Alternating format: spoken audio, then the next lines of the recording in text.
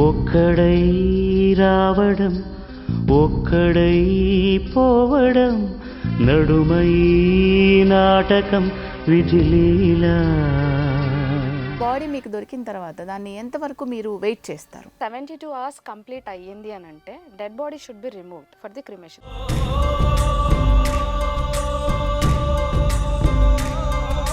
జనరల్గా అయితే మన హిందూ ధర్మంలో ఫీమేల్స్ని అంత్యక్రియలకు పంపించారు కదా. మన కోసమే తనలో తను రగిలే రవి తపనంత.